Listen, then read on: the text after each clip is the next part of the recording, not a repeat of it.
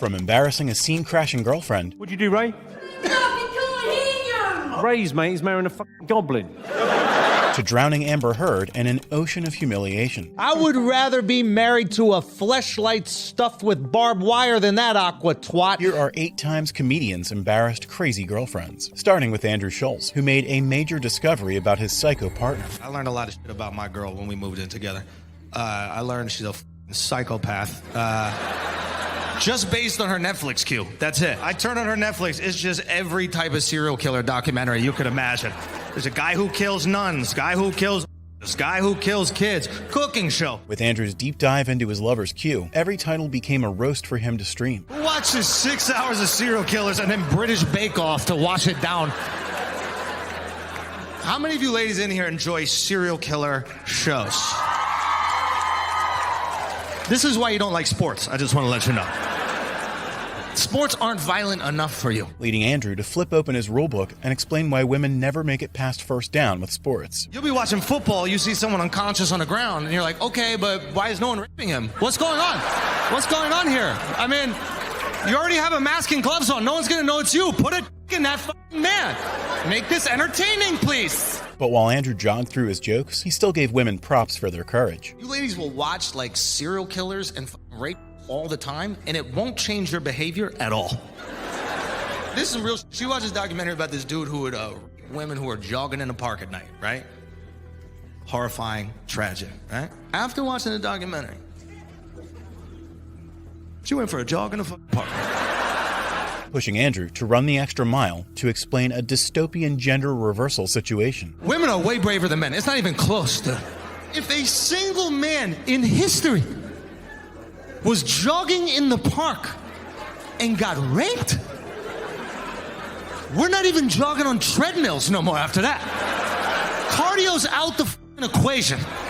Before moving to the next lap, though, Andrew made sure to nail the point home. You pull up to the gym, you see your boy in the elliptical, you're like, fam, get the f off that They rape dudes these days. Find a bench where your asshole's protected. Definitely don't go on that rowing machine. You just teasing them on that rowing machine. But Andrew's girlfriend wasn't his only casualty, because he was also one of the many comedians to point out Jada Smith's Oscar night madness. If you didn't see the Oscars, Chris Rock got himself in a hairy situation. He shined a light on female alopecia, while Jada's head shined a light on everything else. Chris was making fun of Jada's baldy, but seriously, how is Will supposed to get turned on if she has a woman's haircut? Naturally, Will Smith came as collateral in Jada's grill fire. Now, I'm not saying that he's gay. Wow. He likes women, specifically ones that swim for Penn. All I'm saying is last night wasn't the first time Will fondled another man to make Jada happy. Okay. And Will's hand that struck Chris Rock was actually a metaphor for his relationship with Jada. Open, when he wanted it to be closed. With Andrew's heat singeing Jada's leftover hair, even his friends had to tell him to chill out. Let's be honest. Last night, Will Smith looked like he was from the streets of Philadelphia, and Jada looked like she was from the movie. After all that drama, Will Smith still took home an Oscar. I'm talking about the award, not a Mexican guy to f his wife while he watched in the corner. Okay, you gotta chill. Wow. But Andrew's finisher was a Wimbledon-level serve that sent Jada straight to hell. Will won the Oscar for Best Actor. People were saying it was for the Lifetime Achievement Award, and no, that's not it. That Oscar goes to the plumber that unclogged Jada's shower drain. It was actually Jada that helped Will get in character for King Richard, because when she gives blow, her head looks like a bouncing tennis ball. And with his comedian friend Andrew going all out, it was only natural that Akash Singh leveled up the roast with pedophile Professor X. Who's gonna get slapped at the Oscars tomorrow? Hopefully Will Smith. Yeah. You want us to forgive you? Why don't you just let Chris Rock smack you in the mouth on TV? Right. Is that crazy? I mean, his wife children. Her son's best friend with a drug habit, and we gotta feel bad for her just because she bald? Not stopping there, Akash also dragged Jaden into the blast zone for a 2-for-1 call-out special. God took your hair, you predatory ass. There we go. We didn't give her cancer because she is a cancer. Looking like the Empress in Lilo and Stitch. All right. Jaden ain't either. Letting your mouth all your friends. That's crazy. We're just over here playing Legos, and then you suck his... And while these roasts still might have reflected off her dome, comedian Marlon Wayans pushed it to the top, cursing Jada with an unforgettable parody. I think she put a spell on that. She had a Men in Black voodoo doll underneath her chair. Cause that out of nowhere, he just changed his whole shit. So we saw her roll her eyes up in her head, but that ain't what she did. She put a spell on him. She went. Little did Jada know that her dark magic would summon the most lethal person for the moment. And the ghost of Tupac Shakur possessed Will Smith's body. And then he said, nigga, West Side. Even the way he walked back to the seat, that wasn't Will's walk. That was Tupac walk, nigga. I know that duck leg walk. And Marlon brought the receipts of Jada's summoning ritual before closing the spellbook for good. Even the way he was screaming from his seat, all ignorant and like Tupac on one of his diss records. Keep my wife's name out your mouth. That sound like first off Eastside Click the Claim.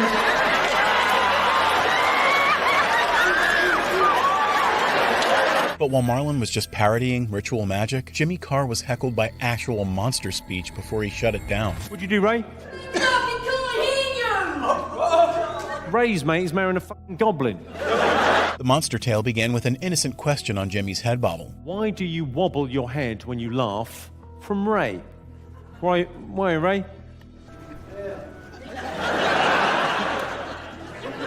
I do. I've got quite a bobbly head, yeah. I don't know, mate. I have to ask the manufacturer. Not a fucking clue. What do you do, Ray? When it was Jimmy's turn to ask a question, though, he got hit with a sound no one could decipher. This will not affect your benefits. What do you do, Ray?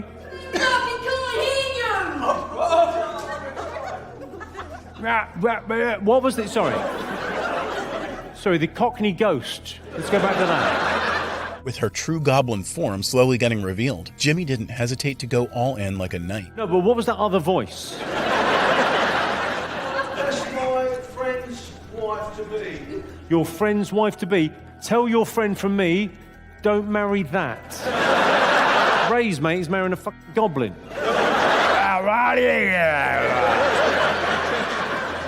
Does the head spin round? Jimmy's last slash, however, came straight out of a kindergarten tale. What's your name? Nikki. Hi, Nikki. If you're here, are the billy goats just trip-trapping over the bridge?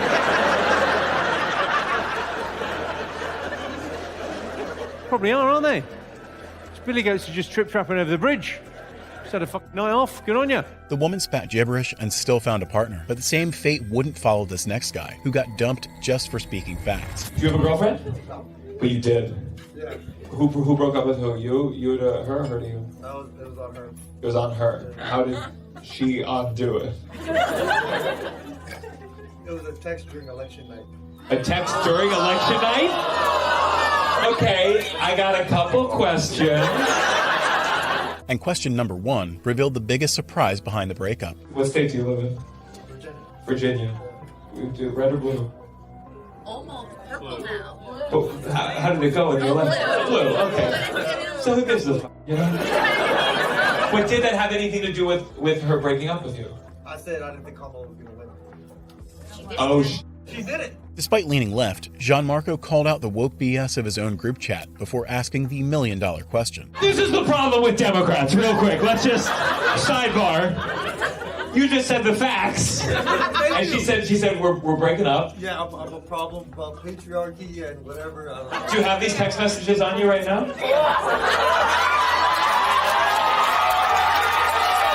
The chat had barely loaded, however, when an annoying notification popped up. Okay. So she said, oh my God, I had a fucking breakdown tonight.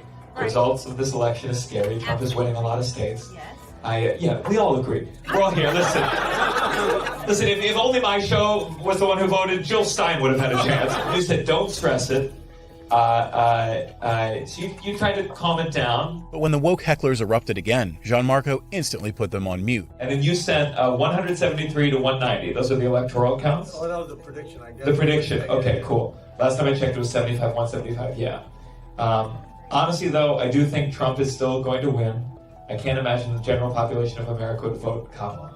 Oh, you did not. He is right, though. Oh my God, he's fucking. And with every new message, the guy was hitting the girlfriend with fact receipts. You said only less likely choice for America as a president that someone of an ethnic background is of the female gender.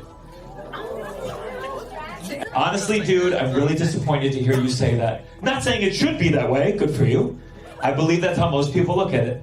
Keep in mind we live in an area of the country that is very different in terms of diversity or progressiveness compared to the majority of the country. Rather than accept logic, though, the woman pressed on send on the entire relationship. She said, that's not true. Obama was elected and he's black. What you said really pissed me off, and it was sexist, and it gives into the patriarchy we live in. That made me realize our personalities are too different and this isn't going to work. It was fun going on dates, but I need to end this. Our personalities are too different. Goodbye. And then you just wrote back, bitch. And Gianmarco didn't shy away from dropping a reality check in the girlfriend's inbox as well. He didn't write that! So just to be clear, in your defense, you gave, honestly, what the Democratic Party has been saying for the last 2 months. And she dumped you because of it. Honestly, if this turned you into a Trump voter, I wouldn't blame you. I think we all owe this man an apology. Before scrolling on, however, Gianmarco typed out the most devious plan. Honestly, the real credit to you is that you did not text after Trump won. You could have. You could. When I put this video online, you could simply send the link. While Gianmarco was concocting evil plans, Akash Singh got busy exposing them when his girlfriend made a wild accusation. You know what she does during fights? Is she'll accuse me of gaslighting her? What the hell is that, dude? I have actually learned what gaslighting is, fellas, and it's important that you learn too. Gaslighting is something women made up to win arguments. Even against his girlfriend, Akash didn't shy away from laying her cards out. And it is effective, I gotta be honest. My goodness. They use it like a draw 4 card in Uno. Anytime they're losing, just gaslight! Nah, I'm playing. Gaslighting is actually a real thing, but most dudes don't know because only kids do it. But soon, it was Akash who pulled an Uno reverse on all the women in the crowd. But I have to tell you, there is also female gaslighting. Suddenly got strangely silent, did it not? And you should know, every woman gaslights her man. But we don't catch it because they do it differently. Proving he had practical experience of the theory he was preaching. You know what female gaslighting is? That's when a man tells the woman he loves she hurt his feelings, and instead of listening, she makes him think he's gay. Have you ever been gaslit by the woman you love? At the end, however, it was Akash that set the gaslighters on fire. Where you finally get vulnerable like she's begged you to do, and you say, hey, that hurt my feelings. And she goes, okay.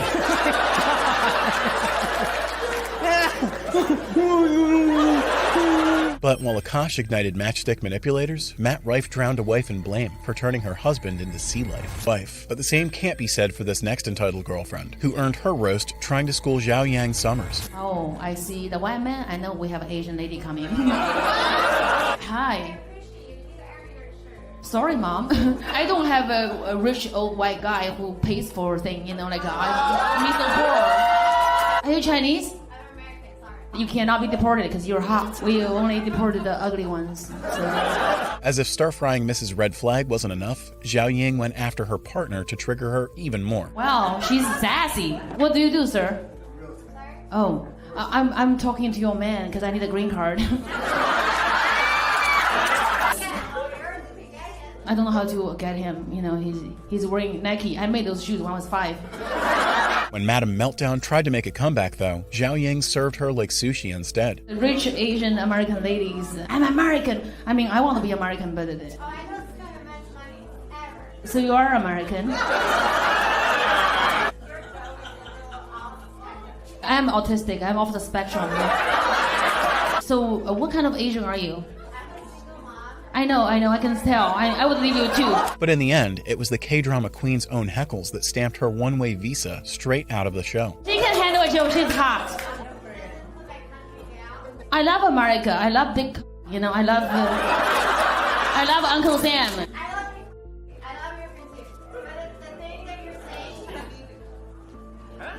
She's getting deported?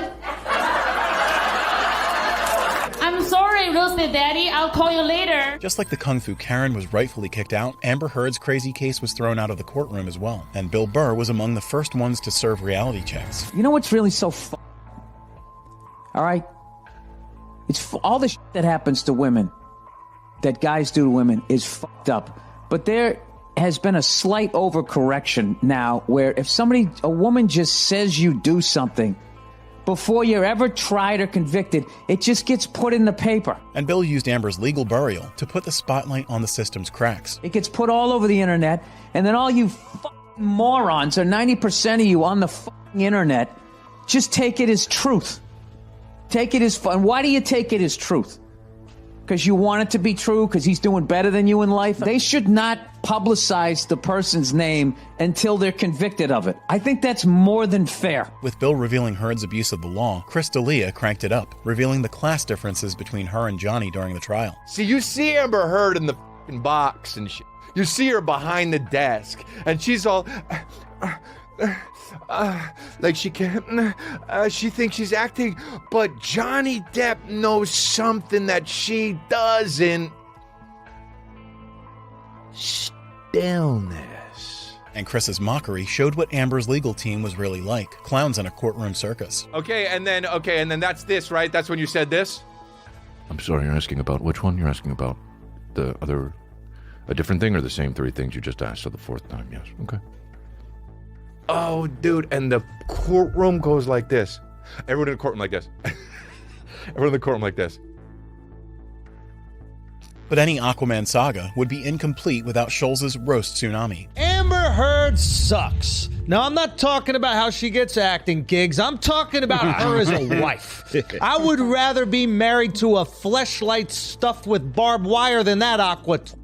There are abortion doctors that have drained less life out of people.